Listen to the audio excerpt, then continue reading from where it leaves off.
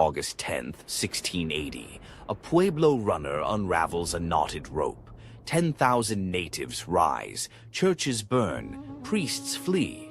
This is the only rebellion that erased European colonists from the map for 12 years. Teduent reveals how corn farmers outwitted Spanish steel, using a secret weapon the conquistadors never saw coming. Subscribe to Teduent, History's Erased Rebellions, Resurrected. Today, the Pueblo Revolt, where a deaf mystic and knotted ropes humiliated the Spanish Empire. 1598, Spain declared New Mexico theirs. Soldiers whipped natives for praying to false gods. Friars banned corn dances. Children were taken as servants. But in secret kivas, medicine men whispered, the twin war gods will return. Then drought struck, famine, smallpox, and a leader emerged, Popé, a mystic who heard the gods, because the Spanish had made him deaf. 1675, Governor Trevino ordered 47 Pueblo healers hanged. Popé survived, but his back became a scarred map of rage. For 5 years he plotted in Taos Pueblo's depths. His weapon, a knotted rope sent to 100 villages. Each knot brought her one day until rebellion. The plan was perfect, until a traitor talked, Popé. Shunned by Spaniards for his demonic rituals, mocked by his own people for his silence. But when he danced for 4 days without food, bleeding from the eyes, even skeptics believed. His message? Burn every church, plant corn in their ashes. The gods are coming. Governor Otermin laughed. Savages with bows. But Pueblo spies had counted every musket. On August 10th, 1680, 2,500 warriors surrounded Santa Fe. They poisoned the water, burned crops. Spanish priests screamed Latin curses until arrows silenced them. After 9 days, the survivors fled. Barefoot, the knotted rope was genius. No written orders, no traitors. Each morning, villages untied one knot. When the last knot vanished, they struck. 100 settlements, one coordinated attack.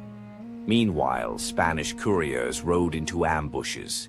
By the time Otermin realized, his empire was ash. For 12 years, the Pueblos rebuilt. They smashed mission bells into tools, planted corn in church ruins. But Popé grew paranoid, executing traitors. When Spain returned in 1692, divisions doomed them. Yet the revolt's legacy lived. Spain never again banned native rituals. Sometimes losing the war wins the future. Inside Santa Fe, Spaniards drank urine. Pueblo archers shot fire arrows into their last well. Governor Otermin offered gold for water. Rebels sent a basket of rotten corn instead. On day 5, a Spanish diary wrote, "We ate our horses, then the rats." On day 9, 1,500 survivors staggered south. Pueblo warriors watched silently. Letting them live was the ultimate insult. Spain's pride would never recover. 1691. Diego de Vargas returned with 150 soldiers and a priest holding a painting of the Virgin Mary. "Surrender or die," he demanded. Pueblo elders laughed. "We won once, we'll win again." But Vargas learned from Otermin's mistakes. He exploited rivalries, promising Picuri's Pueblo weapons if they betrayed Taos. The revolt's greatest weakness? Unity couldn't outlast hunger. December 1692. A Picurist warrior led Vargas to Popé's hidden village. Reward, a Spanish land grant, and a silver cross. When captured, Popé spat, "Your god is weak, he starves." But Vargas lied, declaring peace. As Pueblo crowds gathered, cannons fired grape shot. 800 died in minutes. The revolt was over, but not the defiance. Popé vanished. Some say he was poisoned by rivals. Others claim he walked into the desert, chanting until his bones turned to dust. Spain erased his name, but 300 years later, a dried scalp was found in Santa Fe's archives. DNA tests matched Taos Pueblo. Tribal leaders reburied it secretly.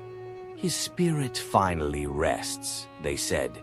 But in 1998, a drought struck New Mexico. Old ones whispered, "Popé is testing us again."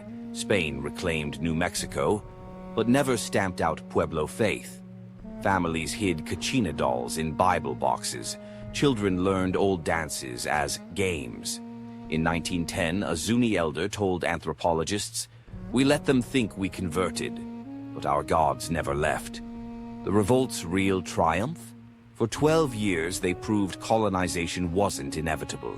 Vargas's secret weapon, a painting called La Conquistadora, Mary as a warrior. He paraded it ahead of troops, claiming, "She blesses our conquest." Pueblo tradition forbade attacking holy women. But at Cochiti Pueblo, an elder shouted, "That's no mother, it's a Spanish wolf." Archers fired. Vargas survived, but the painting still bears arrow marks. Today, Catholics revere it. Pueblos remember it as proof. Even saints can be corrupted. Pueblos used geography as a weapon. They lured Spanish cavalry into arroyos where horses stumbled. They burned chamisa bushes to choke invaders with smoke. Most brilliant, they left fake trails to dry springs. Otamin's diary raged, "This land fights for them." Today, New Mexico's state question, red or green, refers to chilies, but old-timers wink. It's really asking, whose side are you on? Spain's fatal error, assuming tribes were divided. But Popé sent turquoise to Apache bands, trading arrows for intel. When Spanish troops fled south, Apaches ambushed them at El Paso. Survivors called it La Matanza, the massacre. Yet Spain erased Apache roles in textbooks. Why? Admitting natives united would shatter the myth of civilized versus savage. In 2002, Pueblo and Apache leaders finally shared a peace pipe at the revolt's 322nd anniversary. The Spanish weren't invited.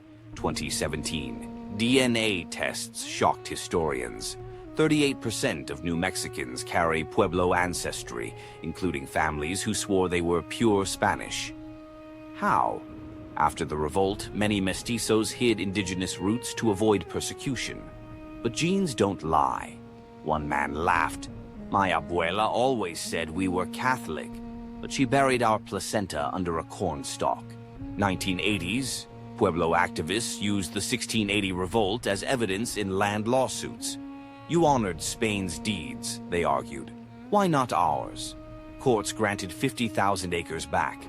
At the celebration, Elder Reginaldo Cisneros said, "Popé didn't lose. He just waited." Today, Taos Pueblo's Blue Lake is federally protected, the only U.S. land returned to natives unconditionally. The revolt's spirit, still rewriting history. Archaeologists still debate, where are the 1680 war dead? Pueblo oral history says they became the land. In 2005, a hiker found 17th century arrowheads near Santa Fe. Tribal leaders reburied them, chanting, "Rest, we remember." Spain built monuments to their martyrs. Pueblo memory lives in whispers, and the wind that howls through canyon walls, sounding eerily like war cries, or a warning. Subscribe to Teduent. Next, the Mapuche Nation, indigenous warriors who never surrendered. Remember, conquerors write history, but the defeated, they write legends.